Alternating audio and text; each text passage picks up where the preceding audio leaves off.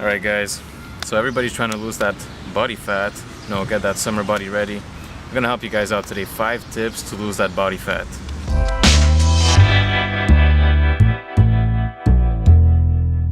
Alright guys, so body composition is determined by the amount of calories that you're currently getting into your body. So what you have to understand is that the body needs a minimum amount of calories. It's called the BMR, the basal metabolic rate. That's how many calories you guys need to stay looking exactly how you're looking right now.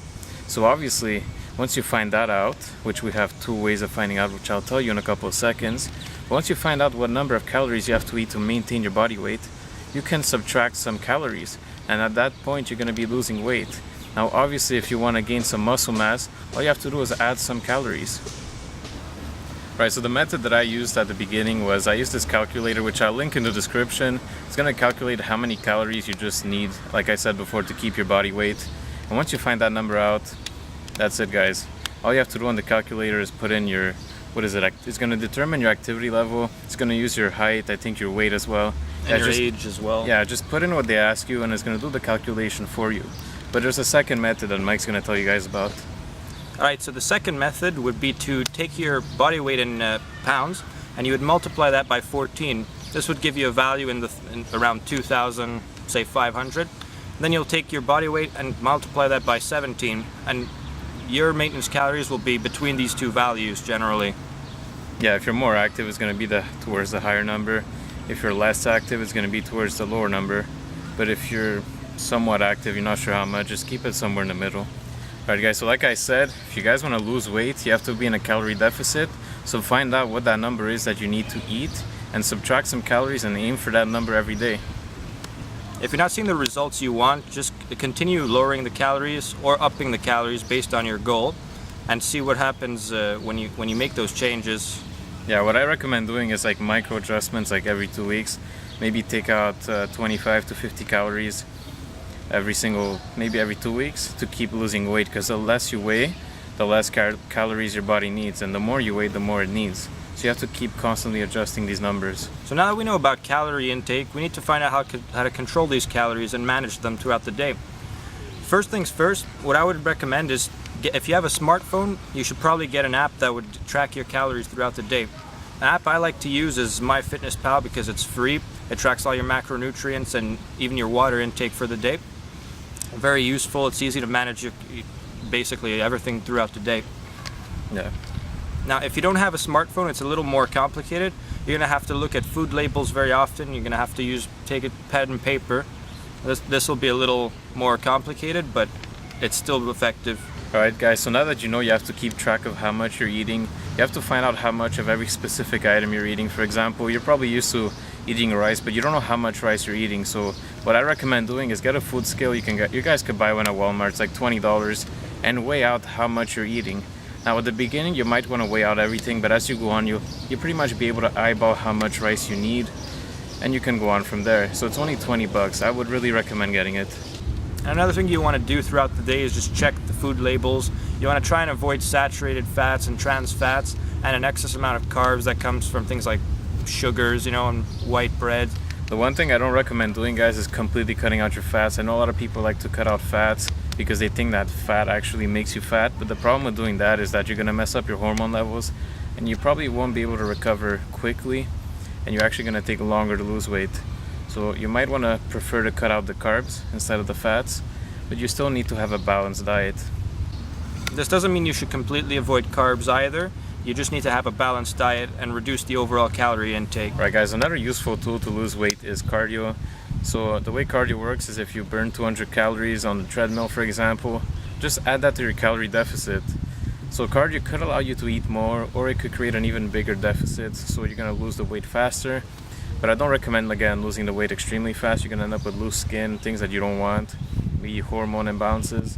So take it easy. But cardio is obviously good. It's good for your heart. And there's 2 types of cardios, actually. So the first type of cardio is low intensity steady state cardio. This is anything like light jogging, incline walk on a treadmill, rowing if you have a row machine. It could be swimming, it could be biking. It's basically low intensity. The thing with this cardio is it's better for beginners because it's easier to get into and it's not that intense. This is still ideal for burning calories, and it's a lot easier on the joints than its counterpart, which makes it better for people on the heavier side. Right, so the second type of cardio is the high intensity interval training. You can just call it HIIT cardio. The difference between this one and the other one is that this one, for like a short amount of time, you're gonna go all out, maximum effort, and then after that you're gonna have a small period, probably half the amount of time as the first high intensity part, and you're gonna take it easier, and you're gonna keep repeating this for like, I don't know what, 3-4 minutes, whatever it is. Anywhere between 3 to 10 minutes. Yeah, after that you want to take a pause, like a minute of nothing, and then again start again. What this does is that it burns calories faster than the steady state cardio, but again it's tougher on the joints, it's harder on the body, it's taxing, it's gonna leave you tired after if you're a beginner. Another benefit of the HIIT cardio is that after you finish your cardio for maybe up to like 24 hours, even more, you're gonna keep burning calories. It's called the afterburn effect. Now obviously it's not gonna burn thousands of calories, but it is gonna create a small advantage. So the positive about this is that you're taking less time to do your cardio and you're burning the same amount, if not more, calories. And now the most important thing with cardio is you want to ease into it, you want to have realistic goals, and you don't want to go all out, because that's how you're going to discourage yourself. Yeah, cardio just like weightlifting is progressive, so don't expect to be the best at the beginning. But you have to be consistent with it as well. Alright guys, so number 4, this is not really going to make you lose fat, but this is something you have to understand not to be discouraged. So we're gonna call it sodium control and water weight. So essentially, the more sodium you're eating, the more water your body's gonna hold. Guys, water weight is not fat. So even if you see the scale going up one week, it doesn't matter, it's water weight. As long as you're hitting the calories that you have to hit and not going overboard, you're still gonna lose fat. What you're trying to lose is fat. Doesn't matter the water weight. You'll get rid of that afterwards. Right, now some foods you should try and avoid is processed meats like hot dogs and sausages, cured meats, that are salted. You should avoid microwavable dinners, anything of that sort, because they're very high in sodium.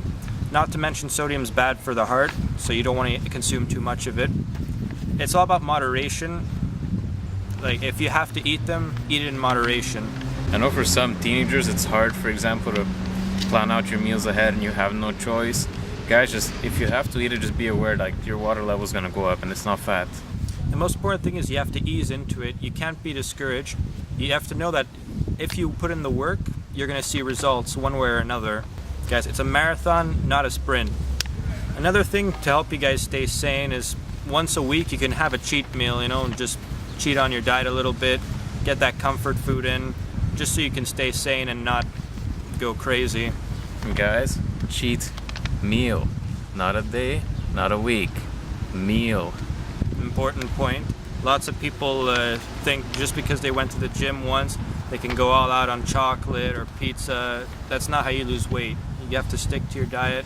Alright guys, that's the video. If you learned something, make sure to subscribe. I'm Luigi, this is Mike, Dominus Athletics. New videos Monday and Fridays. We'll catch you guys next time.